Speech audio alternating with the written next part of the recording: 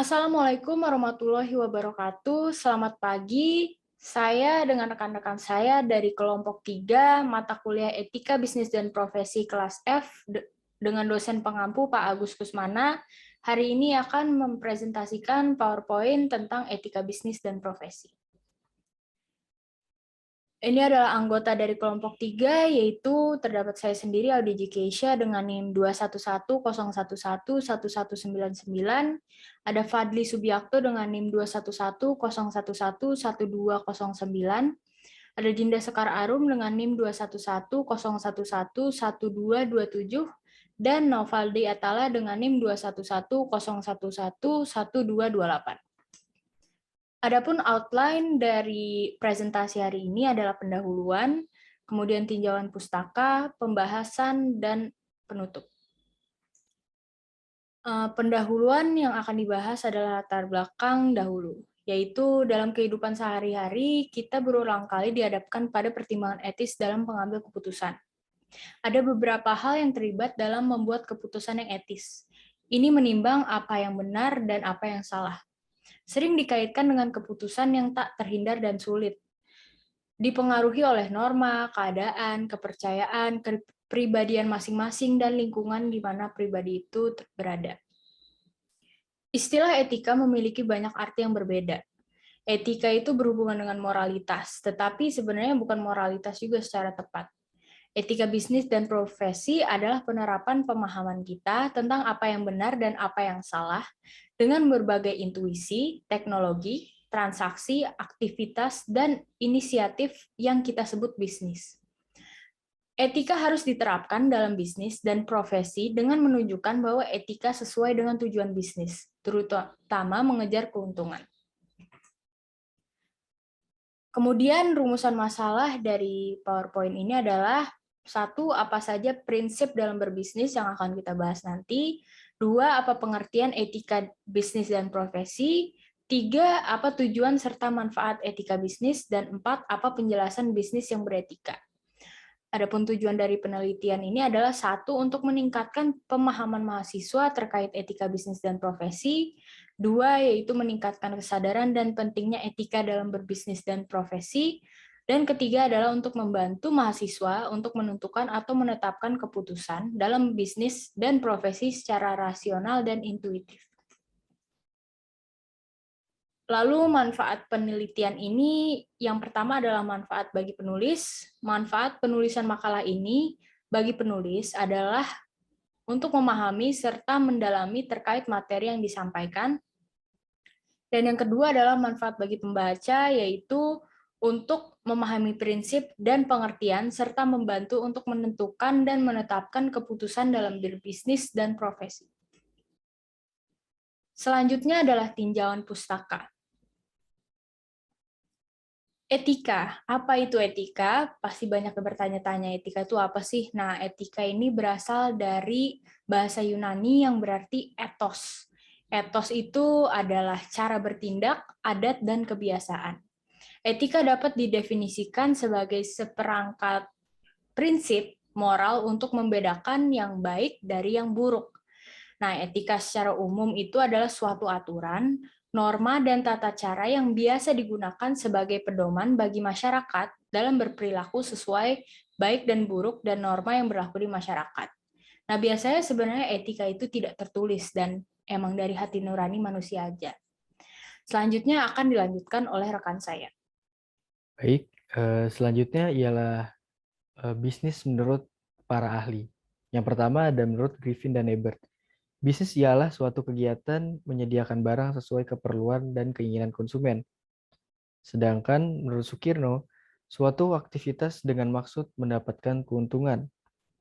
Yang ketiga menurut Louis Ebon, bisnis adalah serangkaian aktivitas menyediakan barang dan jasa yang dilakukan dengan tujuan memperoleh keuntungan. Apa sih itu etika bisnis? Nah, berikut adalah etika bisnis menurut para ahli. Menurut Bertens, tahun 2000, etika bisnis itu lebih luas daripada ketentuan yang diatur oleh undang-undang. Bahkan etika bisnis merupakan standar yang lebih tinggi jika dibandingkan dengan standar minimum ketentuan hukum. Sedangkan menurut Hill and Jones, etika bisnis merupakan ajaran dalam membedakan antara benar dan salah dalam memberikan bekal kepada setiap pimpinan perusahaan ketika mempertimbangkan pengambilan keputusan strategis terkait dengan masalah moral yang kompleks. Nah, menurut Sumarni, pengertian etika bisnis itu terkait dengan masalah menilai aktivitas dan perilaku bisnis yang mengacu pada kebenaran atau kejujuran dalam berbisnis.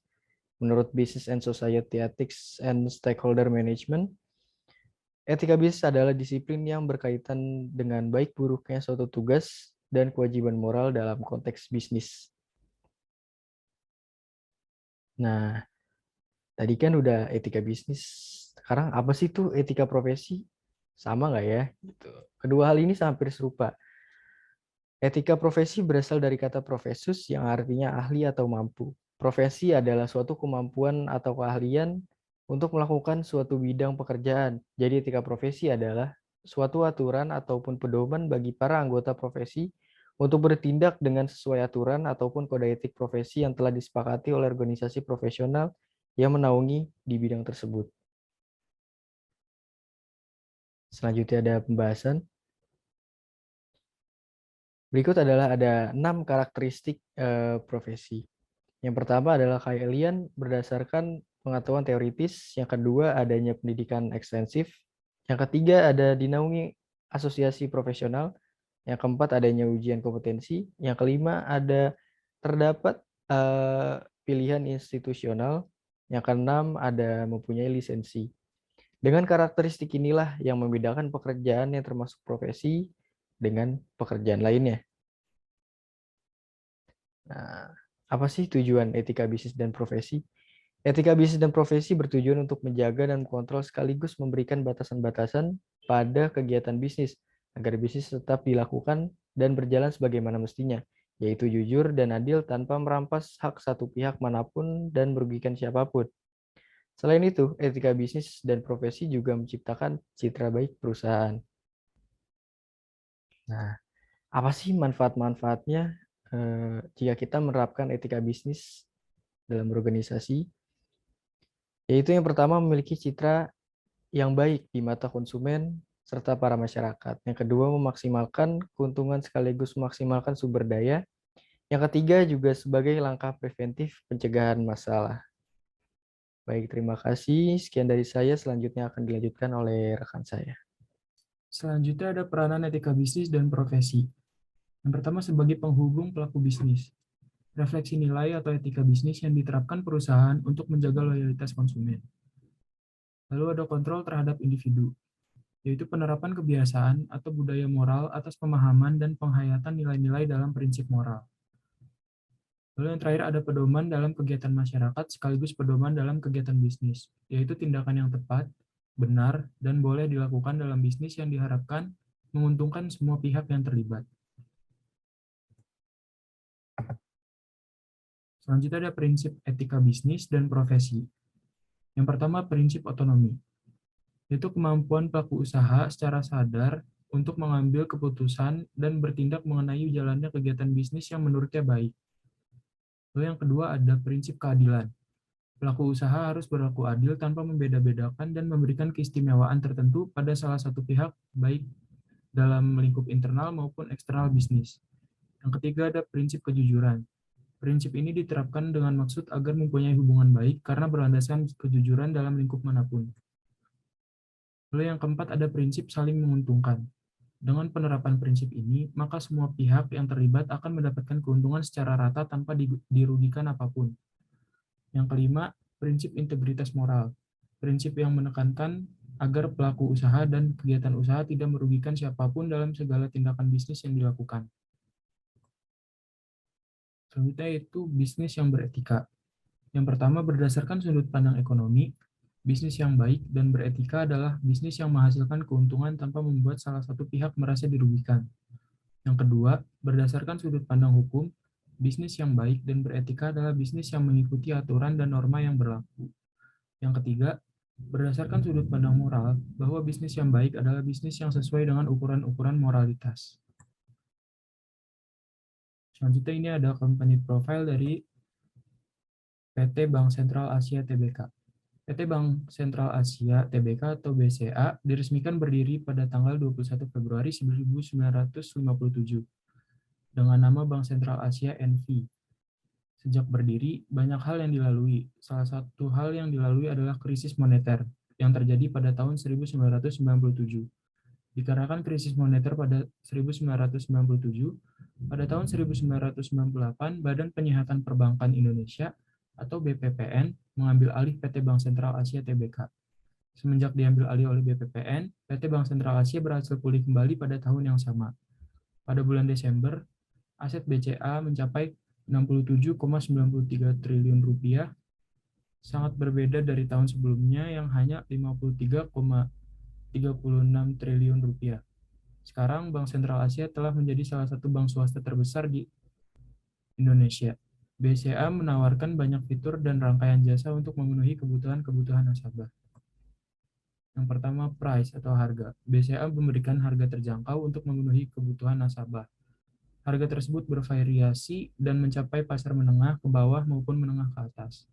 Yang kedua, produk. Produk yang dikeluarkan BCA bervariasi dengan fungsi yang memenuhi kebutuhan masing-masing nasabah. Produk tersebut juga disesuaikan dengan kesanggupan masing-masing nasabah.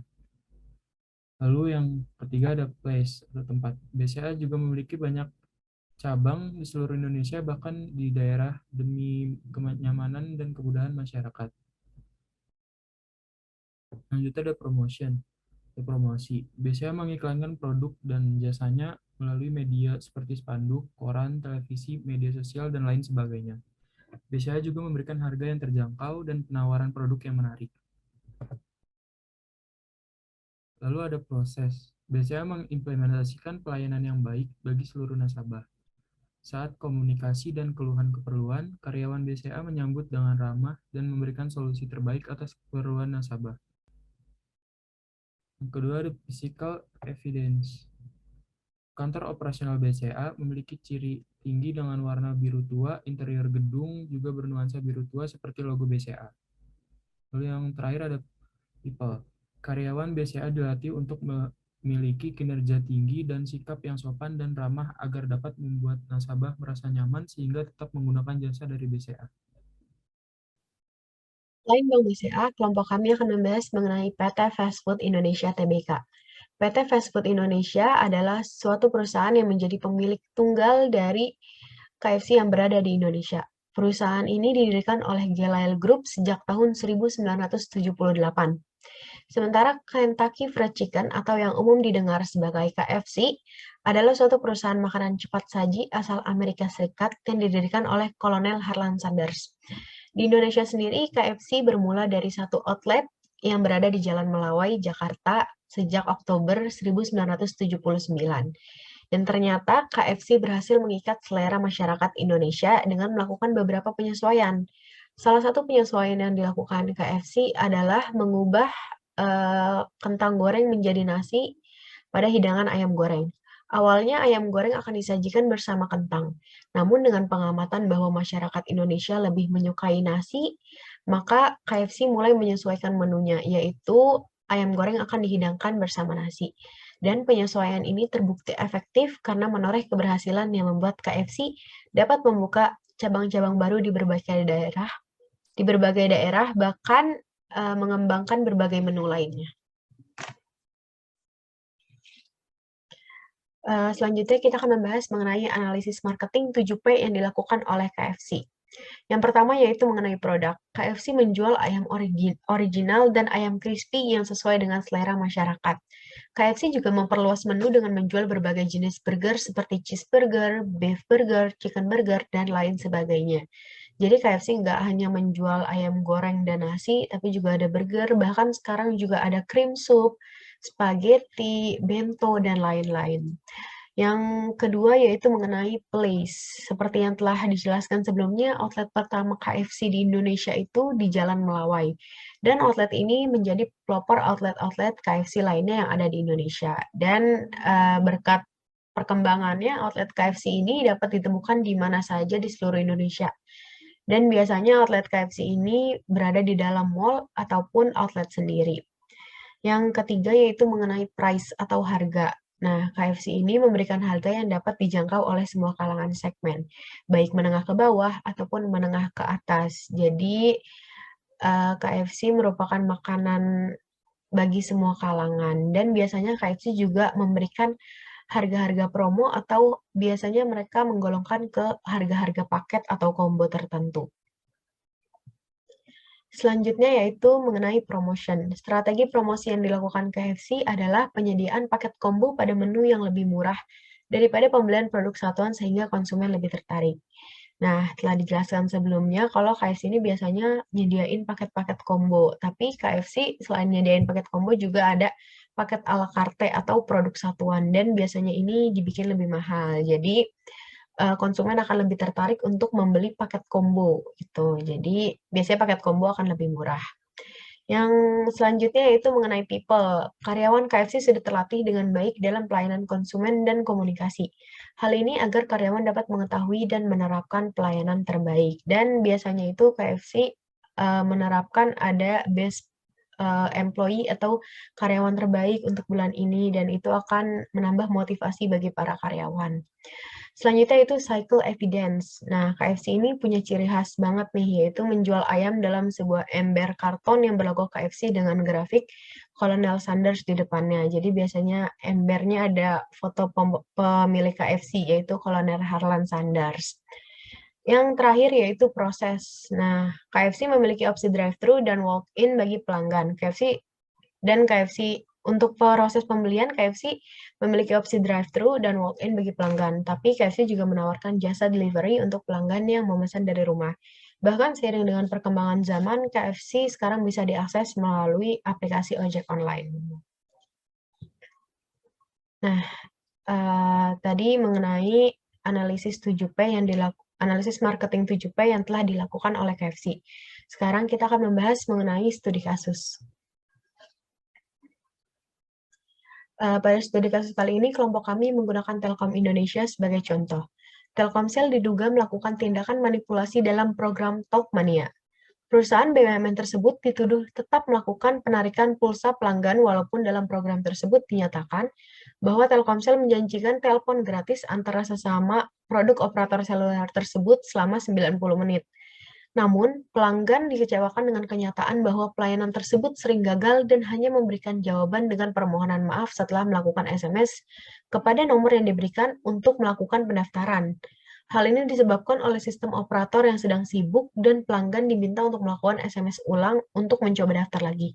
Tetapi, pulsa pelanggan tetap ditarik saat melakukan SMS walaupun gagal.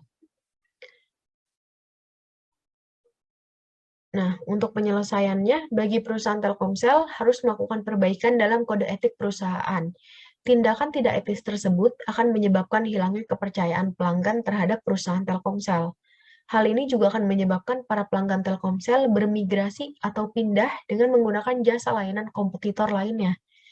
Dengan adanya perbaikan kode etik perusahaan dan evaluasi terhadap permasalahan, maka diharapkan perusahaan Telkomsel akan lebih baik lagi dalam melakukan pelayanan masyarakat dan menghindari pelanggaran etika bisnis.